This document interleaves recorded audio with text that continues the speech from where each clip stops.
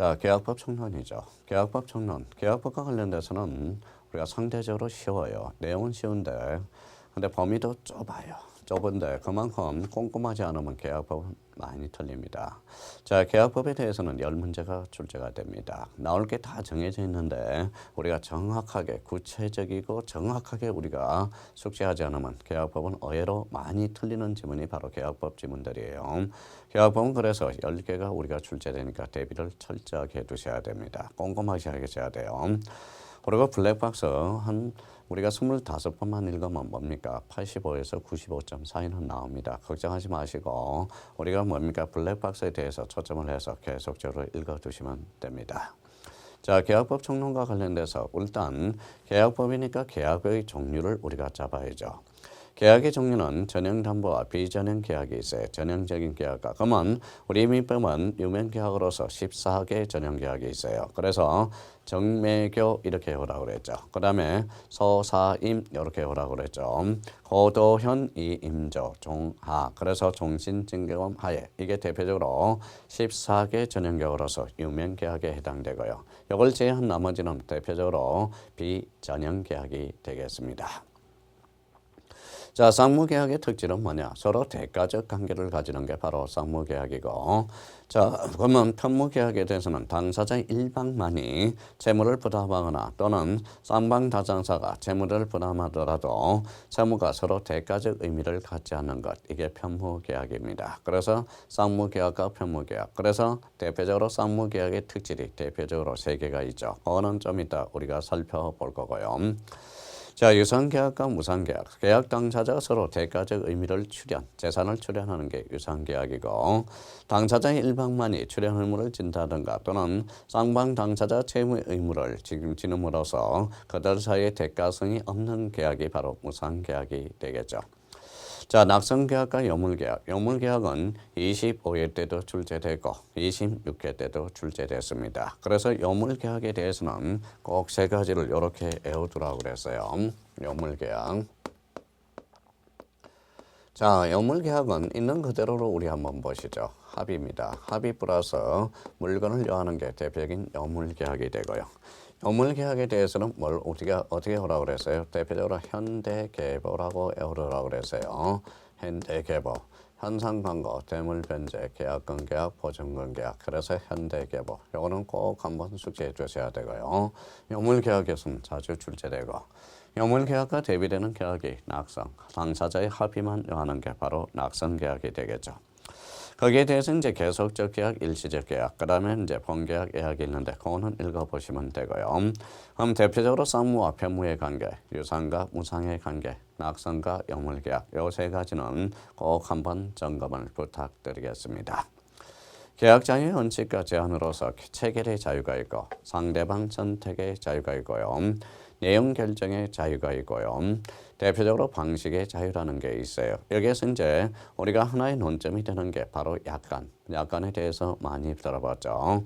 그래서 약관에 대해서 우리 종종 뭡니까? 3, 4년 주기로 출제되니까 특히 약관 해석에 대해서 한 해석 방법에 대해서 블랙박스 가로 3번에 정의를 해놨어요. 신의성실의 원칙, 그 다음에 통일적이고 객관적 해석의 원칙, 그 다음에 작성자 불이익의 원칙, 개별 합의 우선의 원칙, 그래서 축소 해석의 원칙, 그래서 신통 작게 축소하라, 그래서 신통 방통, 신통 작게 축소하라. 그런 신함은 신의성실, 통함은 통일적 해석의 원칙, 작게 그러면 작성자 불이익의 원칙, 개별 합의 우선의 원칙, 축소 해석의 원칙이 있습니다. 그래서 약간의 해석 방법이 우리 5개가 자주 종종 출제되니까 거기에 대해서 점검하라. 이게 하나의 포인트가 됩니다.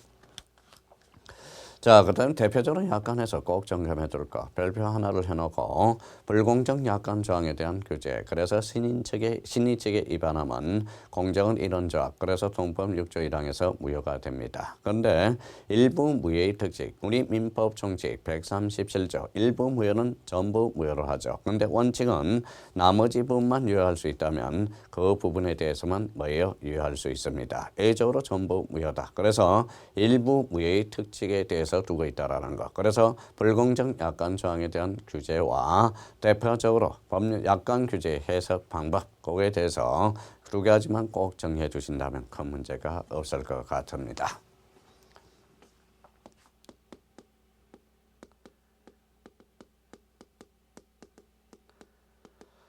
자, 계약에 성립하기 위해서는 두 가지 의사표시가 필요하죠.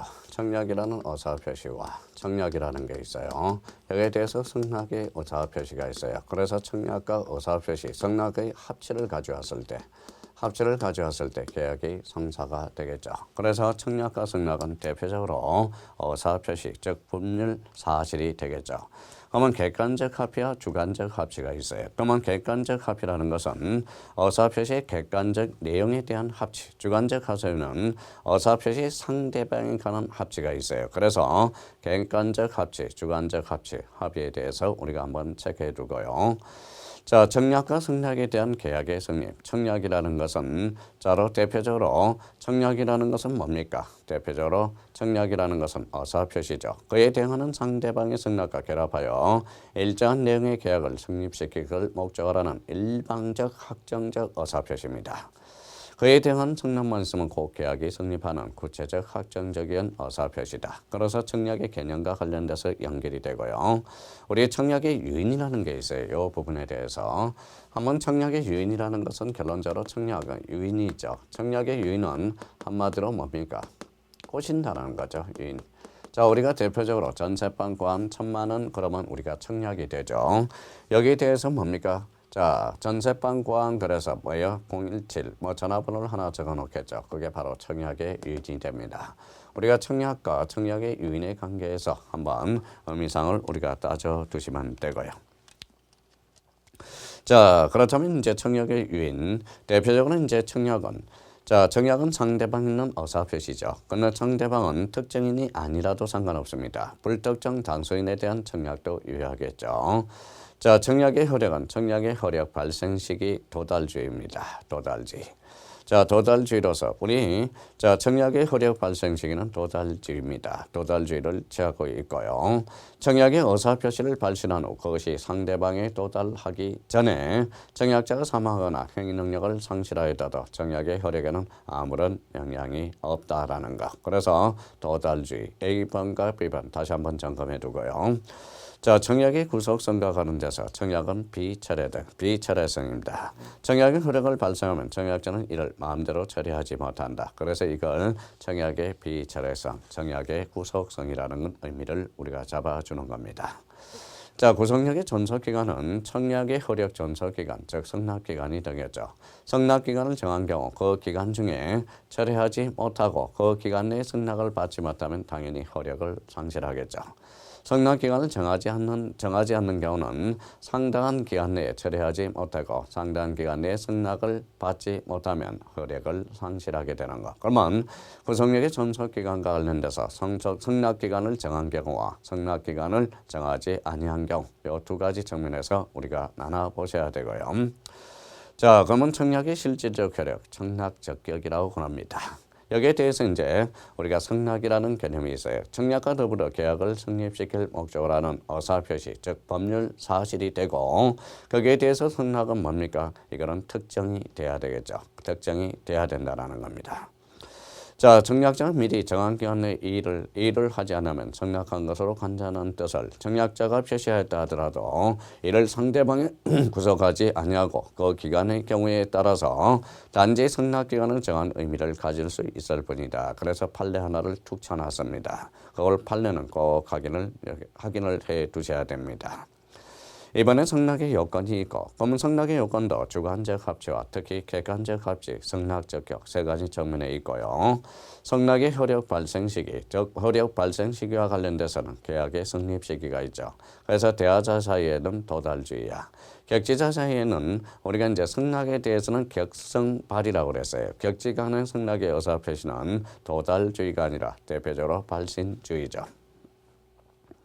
자, 그러면 이제 거기 민법은 성납 적격에 대해서 성납기간의 도달을 요구하면서 격지자 사이의 계약의 성립 시기에 대해서는 도달주의에 대해서로 발신주의, 그래서 격성입니다. 성납이 아니라 성납에 대해서 효력 발생 시기는 A조로 발신주의, 요 A 하나 체크해두고, 자, 이것의 사고에 대한 연착이 있어요. 그래서 연착과 관련돼서 거기 블랙박스 밑에다 박스를 정리해놨습니다. 청약자가 연착 지연 통지를 하는 경우 성납은 단순히 연착된 것이 되어 계약은 성립하지 아니하며 이런 새로운 청약으로 볼 수 있을 뿐이다. 청약자가 연착 지연 통지를 하지 않은 경우는 성납은 연착되지 않는 것이 되며 성납의 통지 발송 시에 발신지 계약이 성립하게 된다. 그래서 청약자가 연착 지연 통지를 하는 경우와 청약자가 연착 지연 통지를 하지 않은 경우 두 가지 측면에서 우리가 보시면 될 것 같고요. 그래서 대표적으로 이제 청약과 성납에 대한 의사표시의 합치, 여기에 대해서 우리 청약에 대한 청약과 청약의 유인이라는 개념을 우리가 구분해 두셔야 되고, 자, 우리가 블랙박스에서 교차 청약은 어떻게 될 건가? 그래서 청약 또는 청약의 의제에 의한 성립으로서 교차 청약. 그러면 교차 청약은 양 청약이 모두 도달 시 성립한다라는 거. 그래서 양 청약이 바로 교차 청약에 대해서 우리가 한번 확인을 해 둘 필요가 있고, 대표적으로 의사 실현에 의한 계약이 있어요. 의사 실현에 의한 계약. 의한 계약이 있어요. 그러면 교차 청약, 양 청약이 도달 시죠. 양 청약이 도달 시에 우리가 효과가 나타나고, 의사 실현에 의한 계약은 대표적으로 요거 사실이 있는 때 의사 실현에 의한 계약이 성사가 된다라는 거. 그래서 교차 청약에 대해서는 민법 533조에 규정을 해놨고, 의사 실현은 사실이 있는 때 532조에 계약이 있다라는 거예요. 자, 대표적으로 그러면 우리가 이제 여물계약에 대해서 지금까지 현대계보, 그 다음에 이제 뭐예요? 교차 청약과 의사 실현에 의한 계약, 요건 이제 확인을 해 두시고, 대표적으로 이제 계약 체결상의 가실 책임이 있어요. 그래서 계약 체결상의 가실 책임이 있다. 가실 책임에 대해서, 계약 체결상의 가실 책임에 대해서도 요거는 우리 꼭 정리해 둘 필요가 있어요. 가실 책임에 대해서. 자, 계약 체결상의 가실 책임은 대표적으로 요거는 자, 계약 체결상의 가실 책임으로서 요건. 자, 원시적 불능해야 돼. 원시적. 거부해야 할 자가 불능에 의해서 알았거나 알 수 있는 경우 악의 가실이 있어야 되고, 자, 상대방 손이 무과실, 상대방의 손해배상이 발생해야 됩니다. 효과에 대해서는 계약을 유효를 믿음으로써 실내이익배상입니다. 그래서 실내이익배상. 만약에 실내이익배상을 초과한다면 그때는 뭐의 이행이익을 초과 금지가 되죠. 이행행위로 손해배상을 청구할 수 있고요. 자, 학설과 적용 범위 확대로서 대표적으로 계약 체결의 준비 단계, 계약이 무효 취소된 경우, 대표적으로 원시적 불능이라든지 착오, 취소, 무능력을 취소로, 계약이 유효한 경우, 그래서 판례는 원시적 불능에는 계약 체결상의 가실 책임을 인정하는 한 없습니다. 그러면 뭘로 해결하느냐? 대표적으로 불법 행위로 우리가 해결하게 되어 있습니다. 그러면 계약 체결상의 가실 책임은 요거와 관련돼서는 꼭 한번 얼마 되지 않죠. 그 정도만 한번 점검해 주시면 충분합니다. 그래서 요거는 대표적으로 민법 535조에 규정이 되어 있습니다. 그래서 계약 체결상의 가실 책임 우리가 단단히 이야기해 놔야 되고요. 자, 대표적으로 이제 계약의 효력이라는 게 있네요. 계약의 효력이라는 게 대표적으로 두고 있습니다. 자, 계약의 효력에 대해서는 이때는 쌍무계약의 특징. 자, 그래서 이제 계약의 효력과 관련돼서 이거 한번 보죠. 계약의 효력. 자, 계약의 효력은 대표적으로 쌍무계약의 특질로서 이런 의미를 하나 잡아두세요.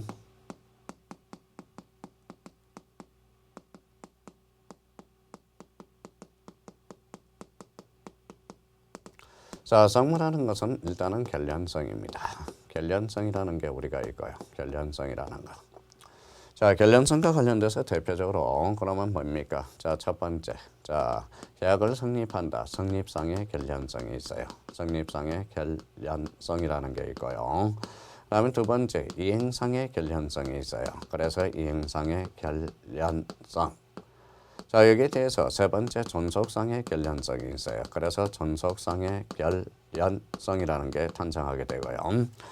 자, 성립상의 결련성은 대표적으로 계약이 성립하고 여기에 대표적으로 계약 체결상의 가실 책임이 있습니다. 자, 이행상의 결련성은 대표적으로 뭐냐? 이거는 동시이행 항변권이라는 게 있어요. 그래서 동시이행 항변권 철저하게 해놔야 되고, 자, 존속상의 결련성은 요거는 이험 부담주의가 있습니다. 그래서 이험 부담주의. 자, 그러면 자, 계약 책임 성립상의 결련성 일단 한 문제 나온다는 전체 요건을 걸어놓고요. 이행상의 결련성은 대표적으로 동시 이행 항변권에 대해서 여기에서는 우리가 이제 반영할 거는 대표적으로 유치권과 비교를 좀 해놔야 되겠죠.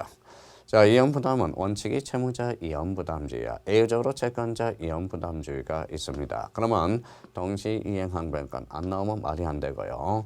이연부담의 원칙 안 나오면 말이 안 돼요. 그래서 성립상의 결련성과 이행상의 결련성과 대표적으로 존속상의 결련성 이 세 개에 대해서 반드시 점검을 해 놓으셔야 됩니다. 자, 그렇다면 이제 대표적으로 자, 첫 번째, 자, 계약 체결상의 가실 책임에 대해서는 배웠고요. 그래서 동시 이행 항변권이라는 게 우리가 이제 블랙박스의 2번으로 되어 있어요. 그러면 동시 이행 항변권은 꼭 머릿속에 동시 이행 항변권이다. 동시라는 것은 뭡니까? 이거는 쌍무 계약의 특질이 되죠. 그러면 쌍무 계약의 특질은 결련성이라고 그래서 이거는 당사자로 연결이 돼야 돼요. 당사자.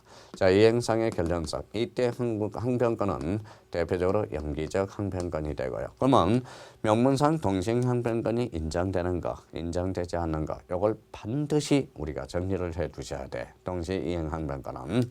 그러면 동시 항변권이란 어디에서? 쌍무계약에서. 당사자 일방은 상대방의 채무를 이행하거나 이행을 제공을 하지 아니한 채 채무의 이행을 청구할 때 자기 채무의 이행을 거절할 수 있다. 쌍무계약의 이행상의 결련성에 기한 이러한 거절권을 동시이행 항변권이다. 그러면 동시이행 항변권과 대표적으로 유치권은 왜 비교를 하느냐? 공평의 원리. 즉 뭐예요? 기브 앤 테이크가 되는 거죠. 그래서 이제 동시이행 항변권에 서러운 부분이 되어 있고요. 자, 서로 대가적 의미를 가지는 채무가 존재해야 돼. 서로 대가적 의미를 가지는 채무가 존재해야 된다. 쌍무계약의 특질이죠. 상대방의 채무가 변제기에 있어야 됩니다. 변제기에 있어야 되고, 자, 대표적으로 그러면 바로 상대방이 자기의 채무의 이행 또는 제공을 하지 않고 이행을 청구할 것. 자, 수령지체와 동시 이행 항변권이어야 됩니다. 자, 특히 이제 수령지체와 동시이행 항변권은 수령이 제공이 있음에도 불구하고 자기 채무를 이행하지 아니함으로써 수령지체에 빠뜨려야 된다는 거예요. 빠진 건 빠지다 하더라도 그 상대방이 자기의 채무의 이행을 제공을 하지 않고 이행을 청구한 경우에 동시이행 항변권을 가집니다. 결국 이행의 제공이 계속되는 경우에만 그러면 동시이행 항변권이 배제된다 할 것이다. 그래서 특히 기업과 니은에 대해서 한번 딱 정리해 두시고요. 자, 효과는 채무의 이행을 거절할 수 있는 하나의 권능이다. 소송의 경우는 당사자가 주장 운영이 있어야지 법원이 직권으로 고려하지 않는다라는 거. 채무의 이행을 거절할 수 있는 권능이다. 그러면 여기에 대해서 당사자가 주장 입증합니다. 당사자. 요 의미를 잡아야 되고요. 자, 그 다음에 대표적으로 우리 동시이행 항변권도 상한 거부 판결, 즉 연고 일부 성소 판결이 됩니다. 이와 관련돼서는 대표적으로 유치권과 같은 논리로 가고 있죠. 이행지체 책임을 면한다. 이는 당사자의 주장 원형이 없더라도 동시이행의 항변권이 존재하는 것만으로 인정되며 동시이행 항변권이 붙은 채권은 자동 채권으로 상계 금지되는 것. 그래서 이거는 대표적으로 이렇게 한번 외워둬야 돼. 동자. 상계 금지다. 자, 동시이행 항변권은 자동 채권으로 상계가 금지된다. 나중에 수동 채권하고 헷갈리게 되어 있습니다. 그래서 동자 상계 금지 여기에 대해서 효과. 그래서 효과는 채무의 이행을 거절할 수 있는 하나의 권능이며 이행지체 책임을 면하고 동시이행 항변권이 붙은 채권은 자동 채권으로 상계를 금지하고 또 하나는 동시이행 항변권은 누가 주장 입증한다? 당사자가 주장 입증하며 법원이 직권으로 판단할 사항이 아니라는 거고 동시이행 항변권도 소멸시효에 아무런 영향이 없어. 그러면 유치권과 동시이행 항변권은 소멸시효의 대상이 될 수 있다라는 거예요. 자, 우리 이제 동시이행 항변권의 확장으로서 해석상 인정되는 거와 명문상 규정으로 인정되는 거, 요걸 반드시 우리가 시험장 몇 주 전에 우리가 키포인트를 잡아서 암기해놓고 들어가셔야 돼요. 자, 해석상 인정되는 것, 변제와 영수증 교부, 변제와 음수표 반환, 자, 임차 목적물에 반환과 임차 보증금에 반환, 계약의 무효 취소된 경우, 가압류 등기의 말소와 매매 대금 지급, 매수인이 양도세를 부과하게 한 경우 납부 의무와 매도인의 소유권 이전 의무, 이거는 해석상 통설 판례가 인정되는 겁니다. 명문 규정으로 인정되는 것, 수급인의 하자 담보, 하자 보수 의무, 종신 정기금의 계약의 체결, 전세권 소멸 시 목적물 반환, 그다음에 말소 등기 서류 교부와 전세금 반환 의무, 매도인의 담보 책임, 계약 해지로 인한 완상 회복 의무, 명문 규정으로 인정하는 것 5개 꼭 한번 암기를 해주셔야 돼요. 수급인의 하자 보수 의무, 종신 정기금, 계약의 해제, 전세권 소멸 시 목적물에 반환 말소 등기 교부와 전세금 반환 의무, 매도인의 담보 책임, 계약 해제로 인한 원상 회복 의무 5개 꼭 기억해 달라는 거.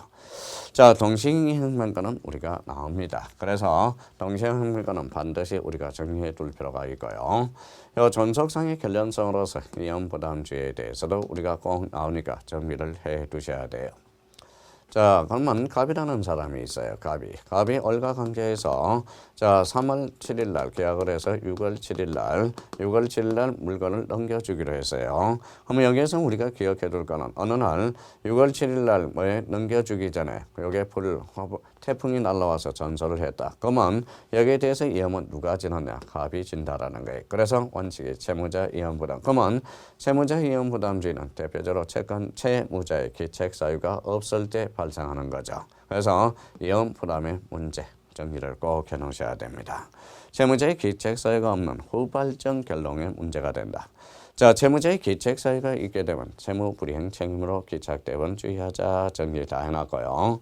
채무자 위험부담주의 요건, 쌍무계약의 후발적 불능, 쌍방의 책임 없는 사유로 불능이 될 때 효과는 자기 채무의 이행 책임을 면제하고 반대급부 청구권에 소멸되고 이미 이행한 반대급부는 반환한 의무가 발생합니다. 이적으로 채권자의 기책 사유로 인한 불능으로서 순행지체 중 쌍방 기책 없는 불능으로서 자기 채무의 이행 책임을 면하고 반대급부를 청구가 가능하고요. 이익상환 의무가 발생한다. 그래서 자, 이음 이전의 시점은 뭐냐? 바로 부동산은 소유권 이전 등기 혹은 인도시고 동산은 인도시의 뭐예요? 바로 이음 이전의 시점이 된다라는 거. 그러면 이음 부담과 관련돼서도 준비를 철저하게 해 두셔야 된다라는 거. 자, 그렇다면 이제 존속상의 결련성까지 우리가 봤어요. 자, 그러면 또 하나 우리가 이제 볼 거는 여기에 대해서 우리가 또 하나 출제되는 것은 4번에 제3자를 위한 계약. 이게 이제 만반의 제3자를 위한 계약이 또 늘 출제가 됩니다. 제3자를 위한 계약에서 이것도 출제가 되니까 대비를 해 두셔야 돼요. 자, 제3자를 위한 계약에서 특히 우리가 조심할 거는 예약자와 낙약자라는 게 있고 거기에 대해서 제3자가 있어요. 그래서 예약자와 낙약자의 관계, 그 다음에 낙약자와 제3자의 관계, 제3자와 예약자의 관계, 이거는 이제 우리 보상관계, 그 다음에 거부관계, 대표적으로 대급관계, 대가관계, 그래서 보급대, 그래서 대리간에 무슨 관계가 된다? 삼명관계가 형성되고 있다라는. 자, 제3자를 위한 계약, 특히 보험계약과 관련돼서 그러니까 여기에서 철회 취소할 수 있는 사람은 대표적으로 예약자와 낙약자라는 거예요. 그래서 예약자와 낙약자가 바로 계약 당사자라는 걸 기억해 두시고 특히 제3자를 위한 계약에서는 철두철미하게 정리를 해 주셔야 돼요. 무조건 출제되는 관계니까. 그래서 예약자, 낙약자, 제3자, 보급 보상관계, 거부관계, 대가관계가 형성이 되고 있다. 그래서 제3자를 위한 이 제3자를 위한 계약은 우리 이제 의사표시에서 제3자의 범위에 속하느냐 속하지 않는다. 왜? 우리 제3자란 자 당사자와 그의 포괄성계인 이해자로서 새로운 법률 관계를 형성한 자가 제3자죠. 그러면 이때 제3자는 선이라도 보호받을 수 없다라는 것. 그래서 여기에서 제3자의 범위에 속하지 않는다. 이게 대표적인 제3자를 위한 계약에서 쭉 정리를 해둘 필요가 있어요. 자, 제3자를 위한 계약의 나와 있죠. 그거는 읽어보시면 되고요. 자, 법률관계에서 첫 번째 보상관계, 요약자와 낙약자 관계, 그래서 기본관계가 형성이 되고 있어요. 그러면 요약자와 낙약자, 즉 낙약자는 채무사유자의 관계로서 낙약자가 수익자에게 거부를 함으로써 있게 되는 손실이 낙약자와 요약자 사이의 언인 관계에서 보상된다. 보상 경계는 제3자를 위한 계약에서 내용을 이루게 되며 흥결이나 하자, 계약에 직접 효력을 미치며 왜 계약 당사자가 되기 때문에 그렇다는 거예요. 그래서 첫 번째 보상 관계, 즉 기본 관계가 됩니다. 여기에 대해서 이제 대가 관계라는 게 있네요. 대가 관계라는 것은 대표적으로 요약자와 수익자 사이의 관계죠. 요약자가 자기의 취득을 권리를 제3자에게 귀속하게 하는 원인 내지 이유가 되며 대가 관계의 흥결, 하자, 분연제 등은 제3자를 위한 계약에서 아무런 영향을 미치지 않습니다. 여기서 법률 관계에서 가장 생각이 안 나는 것은 이 요약자와 낙약자의 관계에서 생각이 안 난다라는 거예요. 그러면 결론적으로 요약자와 낙약자의 관계, 이게 바로 보상 관계로서 대표적인 기본 관계가 설정이 되어 있고요. 그러면 요약자와 그러면 3자 관계에 대해서는 대가 관계. 그러니까 요게 이제 흥결이나 하자에 대해서는 뭐예요? 여기에 대해서 영향을 주는 거지. 요 대가 관계에서는 아무런 영향이 없다라는 겁니다. 자, 그 다음에 거부 관계죠. 낙약자, 수익자 사이의 관계. 수익자는 낙약자에 대해서 거부 청구권을 가진다. 이때 청구권은 보상관계에 기한 것이므로 그에 의존하게 된다라는 것. 그래서 보상관계, 대가관계, 거부관계. 이 의미를 다시 한번 확인을 해 두셔야 됩니다. 자, 보상관계에 관해서 즉 요약자, 낙약자 사이의 계약이 일반적 승립 요건이 존재한다. 제3자로 하여금 권리를 취득하는 일종의 특약인 이른바 제3자 약관이 있어야 되고요. 제3자인 수익자는 계약 당시에 현존하지 않아도 됩니다. 퇴하도 전립 중에 대한 법인 퇴하도 가능하다라는 거예요. 그러면 우리가 수익을 받을 때는 반드시 특정돼야 된다라는 거. 제3자가 취득하는 권리는 물건, 채권을 불문합니다. 효과에 대해서 제3자에 대한 효력, 제3자의 권리 취득. 제3자는 채무자에 대해서 수익을 의사표시를 할 때 직접 권리를 취득하겠죠. 그럼 여기에서 이제 봅니까? 대표적으로 제3자가 낙약자일 때 수익을 의사표시하면 권리를 취득하게 됩니다. 그러나 수익의 의사표시가 없더라도 제3자를 위한 계약 자체는 성립하고 당사 사이의 효력이 발생한다. 따라서 제3자 수익의 의사표시는 제3자를 위한 계약의 무슨 요건? 성립 요건이 아니라 제3자가 권리를 취득하게 한 요건이라는 거예요. 그러면 제3자의 수익의 의사표시는 여기 이제 계약을 하면 제3자는 당연히 권리를 취득하죠. 그러면 성립하는 거죠.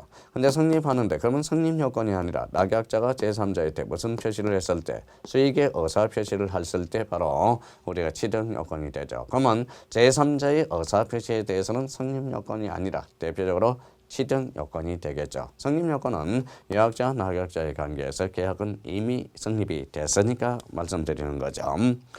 자, 제3자의 직위, 수익의 의사표시 이전에 대해서는 대표적으로 계약이 성립되면 제3자는 수익의 의사표시에서 일방적으로 권리취득 효과를 생겨한 일종의 무슨 건이다? 형성건이며 상속, 채권자 대의권의 목적으로 될 수도 있다. 자, 수익의 의사표시입니다. 그러면 수익의 의사표시에서 수익자는 계약상의 권리를 확정적으로 취득하며 그 결과 제3자가 수익의 의사표시하는 날 해약 당사자가 제3자의 권리를 변경, 소멸시키지 못합니다. 변경, 소멸시킬 수 있으면 미리 유보하거나 제3자의 동의가 있는 경우에 가능하다라는 게 판례가 되고요. 낙약자에게 직접 이행을 청구할 수 있다. 낙약자의 채무 불이행이 있으면 제3자가 손해배상 청구권도 가지게 되죠. 그러나 계약 당사자가 아닌 제3자가 계약의 해제권이나 해제의 원인을 한 대표적으로 원상회복 청구권은 가지 않죠. 대표적으로 당사자만 가지게 됩니다. 자, 요약자의 지위로서 계약 당사자의 보상관계에 대한 채무를 이행해야 되며 그 계약으로부터 발생하는 취소권, 해제권을 취득한다. 요약자는 계약 당사자가 되기 때문에 그렇습니다.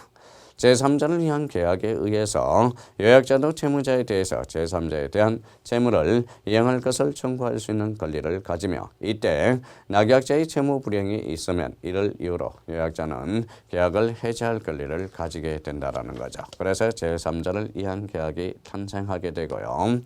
낙약자의 지위로선 낙약자는 계약 상대방이 권리를 취득한 경우와 마찬가지로 제3자를 위한 항변으로서 수탁자에게 수익자에게 대항할 수 있습니다. 채무자는 상당한 기간에 의해서 이익을 항시 여부의 확답을 채권 제3자에게 제고할 수 있는데 이 기간 내에 확답을 받지 못할 때는 제3자가 수익을 거절한 것으로 본다. 그 밖에 계약 당사자로서 계약의 취소, 해지권도 가지게 된다. 왜? 계약의 당사자니까. 아주 간단합니다. 그렇다면 예약자와 낙약자의 관계, 그 다음에 대표적으로 그 다음에 제3자의 관계에서 보상관계고 기본관계고 보급대, 거부관계, 대가관계. 그래서 제3자를 위한 계약 철두철미하게 우리가 정리를 해 두셔야 됩니다.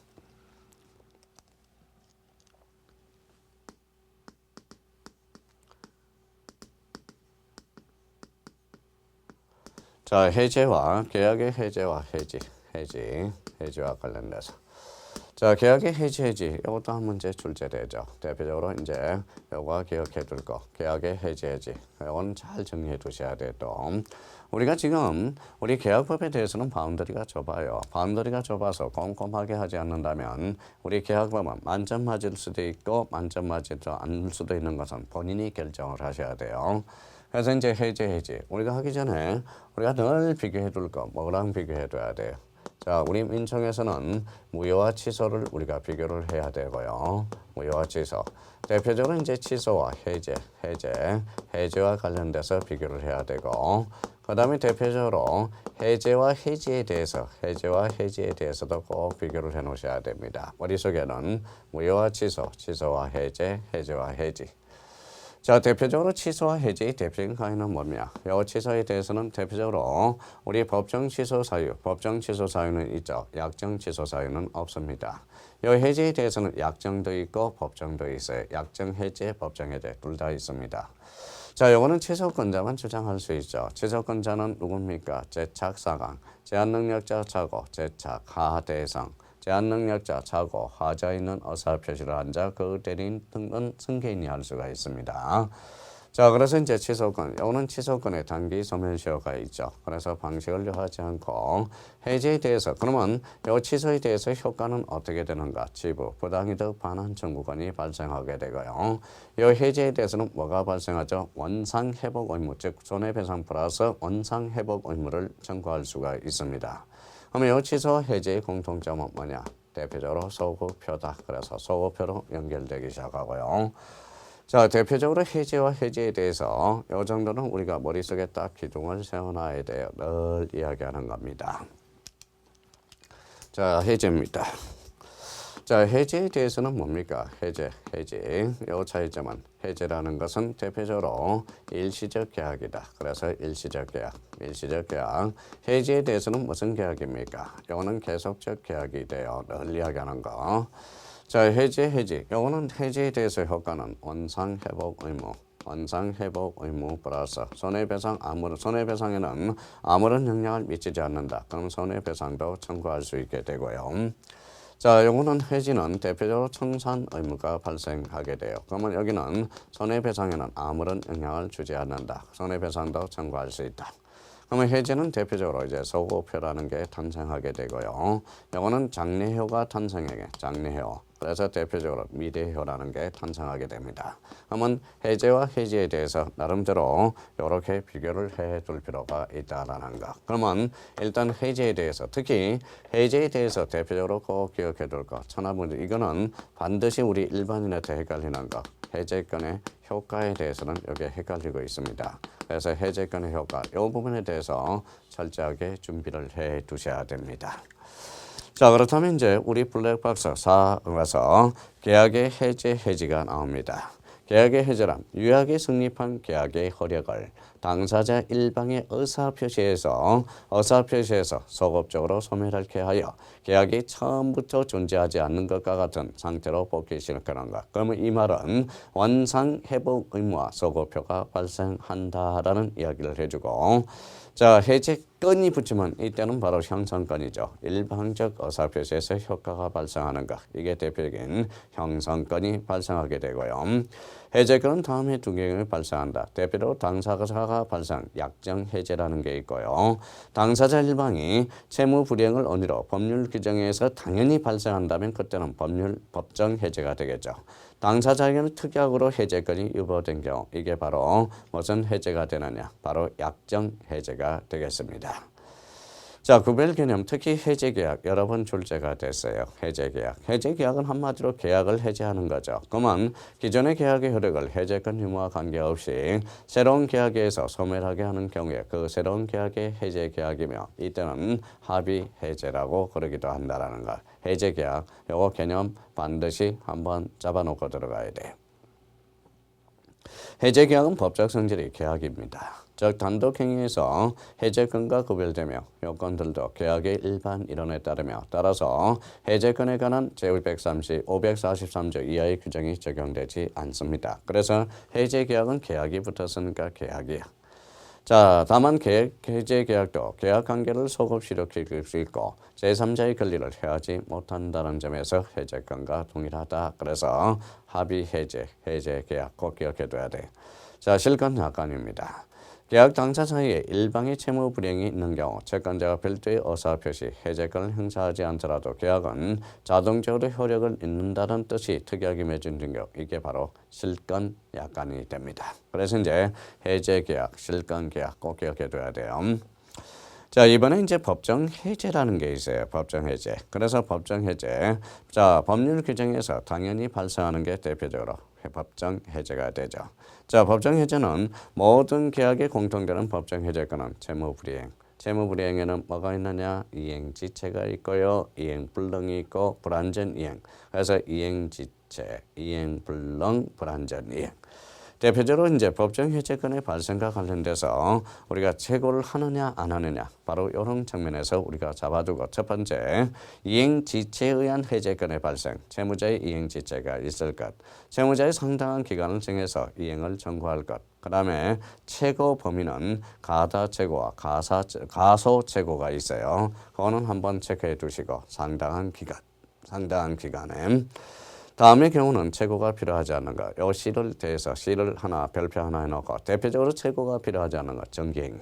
자, 이행불능. 채고 배제 특약이 있는 경우. 채무자가 미리 이행 거절의 의표시 또는 이행 거절을 명백하게 한 경우는 요거는 채고 없이 해제권이 발생하게 돼요. 그래서 정기행위, 이행불능, 채고 배제 특약. 그 다음에 채무자가 미리 이행 거절 의사 표시한 경우, 이행 거절 의사가 명백하게 한 경우. 여기에서 대표적으로 꼭 숙지할 게 있죠. 자, 채고 없이 해제되는 거, 해제권이 발생하는 거, 그거 꼭 암기를 하나 해 두셔야 됩니다. 채고의 X. 자, 그다음에 이제 이행 지체가 있고 이행 불능이 있어요. 이행불능에 의한 해제권의 발생. 그다음에 불완전 이행으로 인한 해제권의 발생. 요게 있고요.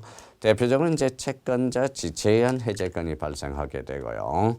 그다음에 이제 사정 변경과 해제권이 있어요. 사정 변경. 그러면 우리가 이제 대표적으로 채무 불이행 대표 선수에는 이행 지체가 있고 이행 불능이 있고 불완전 이행이 있는데 여기에 대해서 대표적으로 채권자 지체에 의한 해제권의 발생과 사정 변경에 의한 해제권. 이 6번에 대해서는 한번 체크해 둘 필요가 있어요.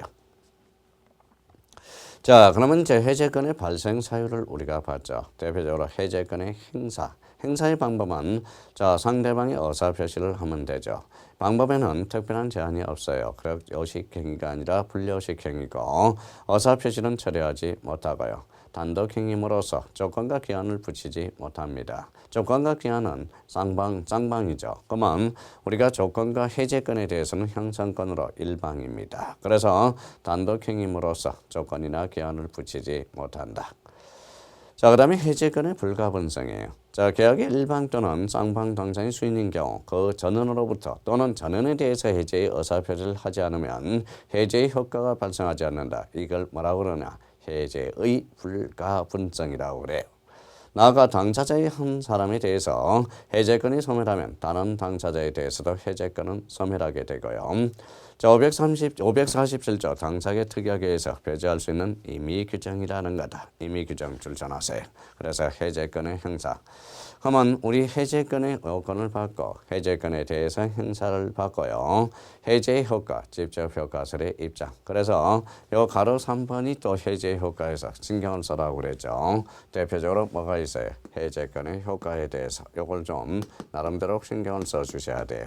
이게 대표적으로 548조와 관련돼서 해제권의 효과가 있습니다. 여기에 대표해서 우리는 채권 행위와 물권 행위의 관계를 또 한번 보셔야 돼요. 채권 행위와 물권 행위의 관계. 자, 채권 행위가 무효다. 채권 행위가 무효면 즉시 물권 행위도 영향을 줌으로써 유인이다. 그러면 물권이 즉시 복귀한다. 이게 바로 물권적 효과설이 되고요. 여기에 대해서 채권 행위가 무효라 해서 물권 행위에 아무런 영향이 없다. 이거는 결론적 채권적 효과설이 되겠죠. 그래서 우리 채권 행위와 물권 행위의 관계에서 우리가 보시고 그러면 이 물권이 즉시 복귀할 때 누가 개입될 수가 있어요? 제3자가 개입될 여지가 있어요. 그러면 이 제3자를 어떻게 보호해 줄 건가라는 게 바로 해제권의 효과에서 하나의 또 논점이 된다라는 거예요. 그러면 여기 제3자의 범위를 어디까지 선정을 해 줄 건가? 그게 바로 해제권의 효과 에서 바로 논점 포인트가 됩니다. 관점 포인트죠. 그러면 해제권의 효과로서 직접 효과설의 입장은 물권행위 유인성을 무인성을 인정하는 입장. 그러면 채권적 효과설이 되겠죠. 자, 해제가 채권의 효력을 소급적으로 소멸하게 할 것일 뿐인데 그의 이행행위의 물권행위 및 그에 기초한 물권 변동에 직접 영향을 미치지 않는다고 하는 게 보통 우리의 채권적 효과설.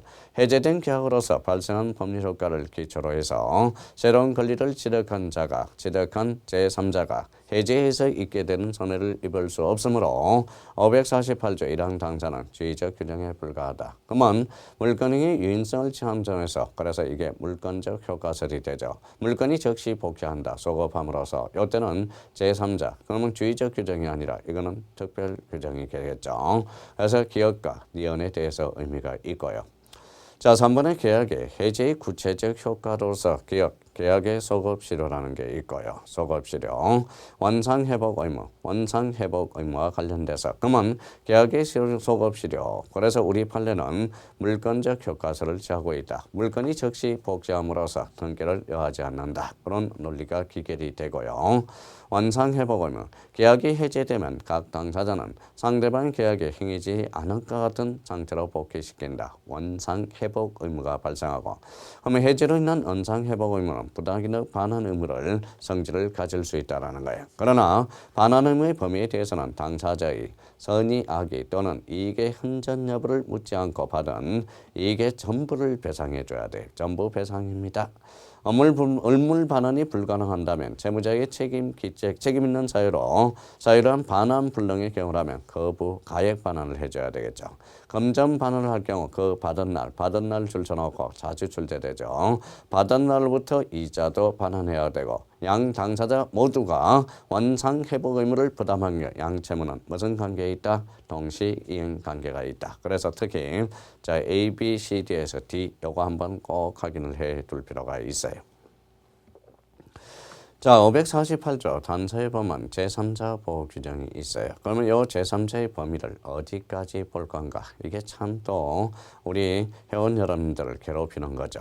제3자, 해제된 계약으로부터 생긴 법률의 효과를 기초로 하여 새로운 이해관계를 가졌을 뿐만 아니라 등기나 인도로서 완전한 권리를 취득한 물권자 또는 물권 유사의 지위를 취득한 자, 이 사람은 뭡니까? 보호받는다라는 거예요. 자, 그러면 물권자 또는 물권 유사의 지위를 취득한 자, 쫙 줄쳐놓고요. 제3자는 선의하기 불문합니다. 선의하기 불문해요. 보호 범위 확장으로서 판례는 해제 의사 표시가 있은 후라도 원상 회복 전에 새로운 이해관계를 맺게 된 선의의 제3자에게까지 보호 범위를 확장하고 있다라는 거. 보호되는 제3자, 보호되지 않는 제3자이죠. 그러면 결론적으로 자 제3자의 보호에서 물권자 또는 물권 유사의 지위를 취득한 자, 그러면 해제된 의사표시 전에 물권 대항력 있는 임차권 이미 물권 유사 대항력을 갖췄다. 그러면 제3자는 보호됩니다. 해제된 계약에 의해서 채무자의 책임 있는 책임 재산이 된 계약에 목적물을 목적물을 가압류한 가압류 채권자, 보호되는 제3자의 범위에 속하고요. 해제의 의사 표시 후 등기 말소 전에 물건 또는 대항력을 갖춘 임차권을 취득한 전이의 세무자 보호 범위에 확장할 수 있다라는 거. 자, 보호되지 않는 제3자, 계약 당시에 채권을 양도받은 양수인. 이거는 채권자지 물권자가 아니죠. 해제에서 소멸하는 계약성의 채권 자체를 압류하면 안 된다라는 겁니다. 그렇다면 결론적으로 자, 보호되는 제3자의 범위와 보호되지 않는 제3자의 범위, 이 두 개는 반드시 우리가 숙지해둬야 돼요. 그래서 우리 계약법 총론에서 제일 우리가 골직 덩어리가 바로 해지로서 대표적으로 해제권의 효과, 이게 상당히 우리 회원 여러분들을 괴롭히는 문장이니까 이거에 대해서는 철두철미하게 자꾸 여러 번 읽어보셔야 됩니다. 자, 그 다음에 또 하나는 민법 551조에는 원상회복 해지는 손해배상은 아무런 영향을 미치지 않는다. 이 말은 손해배상 의무도 행사할 수 있다라는 거예요. 자, 별도로 손해배상 범위는 채무 불이행으로 한 이행이익의 범위로 보며 해제로 인한 손해배상 의무도 손상회복 의무를 더불어 동시 이행 관계가 있다. 이거는 판례가 인정이 되는 거고요. 자, 4번은 이제 해제권의 효과, 일반적 소멸인. 자, 채무 불이행으로 인해서 해제권이 발생한 이후에 해제권을 행사하기 전에 채무자가 채무의 내용에 따른 이행을 한 경우, 이행을 했으면 당연히 소멸하겠죠. 해제권도 일반적 권리와 마찬가지로 포기할 수 있다. 해제권은 형성권이야. 형성권이라면 10년의 제척기간에 걸리므로 그 기간 내에 행사하지 않으면 소멸한다는 것. 그게 바로 실효의 원칙이 탄생하게 되고요. 해제권은 이제 특수한 소멸 원인으로서 당사자의 계약 또는 법률 규정에 의해서 해제권 행사의 기간이 정해진 경우 그 기간에 경과합니다. 행사 기간을 정하지 아니한 경우, 상대방의 채고, 확답이 없는 경우, 해제권자의 고의나 가실로 인하여 계약의 목적물이 현저히 훼손되거나 반환할 수 없게 될 때, 또는 해제권자의 가공, 개조로 인해서 다른 종류의 물건을 변형될 때 해제권의 불가분성에 의한 소멸이 있습니다. 전원에 의해서 전원으로 행사해야 되겠죠. 자, 그러면 계약의 해지에 대해서 우리 여기 있죠. 계약의 해지는 일시적 계약이고 계속적 계약이 되네요. 자, 여기는 원상회복 의무, 청산 의무, 손해배상, 여기는 소급표 작네요. 그래서 해지 딱 비교를 해놨습니다. 블랙박스에. 자, 계약의 해지, 일시적 계약, 계속적 계약의 소급시효, 장래형, 소급시효 X, 원상회복 의무, 청산 의무, 사정 변경 인정, 손해배상에 대해서도 인정이 된다. 그래서 우리 계약법 총론에 대해서 대표적으로 이런 것들이죠. 자, 그러면 다시 우리가 한번 봅시다. 계약에 정리해서 일단 쌍무계약과 편무계약, 비교를 해놔야 되고, 유상무상계약 비교를 해놔야 되고, 대표적으로 연물계약은 반드시 우리가 숙지해야 되고, 대계보, 여기 현상광고, 대물변제, 계약금, 보증관계약, 계약의 성립에서 청약과 승낙의 합치를 가져와야 되며, 이게 대표적인 객관적 합치와 주관적 합치. 그러면 계약의 내용의 합치가 바로 객관적 합치요. 계약의 상대방의 합치가 주관적 합치라는 것. 그럼 청약과 승낙의 공통점은 바로 뭐예요? 당사자 의사표시. 대표적으로 의사표시라는 거고, 의사표시는 대표적으로 법률 사실을 지칭하고 있는 거고요. 여기에 대해서 청약과 청약의 유인을 두 개를 딱 비교를 해야 되고, 대표적으로 교차 청약에 대해서는 의제 등과 양청약이 도달 시에 뭐의 계약이 나타나고, 사실에 의한 계약은 사실이 있는 때 계약이. 여기에 대해서 계약 체결상의 가실 책임性 535조. 계약의 효력으로서 쌍무계약의 특질에 대해서는 결련성이 있다. 그래서 성립상의 결련성으로서 계약 체결 가실 책임은 자, 실내이익 배상의 원칙이다. 이행이익이 아니죠. 실내이익이 이행이익을 만약에 정확하면 이행이익의 한도 내에서 우리가 하면 되는 거고요. 자, 대표적으로 성립상의 결련성이 있고 이행상의 결련성이 있고요. 그 다음에 전속상의 결련성, 동시 이행 항변권 이혼부담. 자, 제3자를 위한 계약에서 예약자, 낙약자, 제3자의 관계 이거 한번 따져야 되고, 해제와 해지. 그러면 계약법 청론에서 나올 게 정해져 있죠. 해제 한 문제 나오고요. 한 문제. 자, 그러면 이제 제3자를 위한 계약에서 한 문제, 이혼부담에서 한 문제, 자, 동시 이행항변권에서 한 문제가 나오게 되고, 자, 대표적으로 이제 계약 체결상의 과실責이거는 나올 수도 있고 안 나올 수도 있고요. 그래서 계약의 일반론에서 한 문제 아니면 두 문제 정도. 그러면 이거 칠판에 적어놓은 것 반드시 우리가 생각을 우리가 적으면서 우리 블랙박스 교재를 정리해 들어가야 됩니다. 자, 그래서 어디가 나올지를 아시겠죠? 표시를 다 해놨으니까 거기에 대해서 철두철미하게 꼼꼼하게 자세히 이렇게 잡아요. 우리는 시간 관계상으로 뭡니까? 크게는 집중적으로 들어갈 수는 없지만 그래도 어디가 포인트인지는 알 수 있을 겁니다. 거기에 대해서 집중적으로 우리가 공략을 해줘야 됩니다. 그래서 부탁드리고요. 자, 그러면 다음 시간에는 계약법 강론에 대해서 살펴보도록 하겠습니다.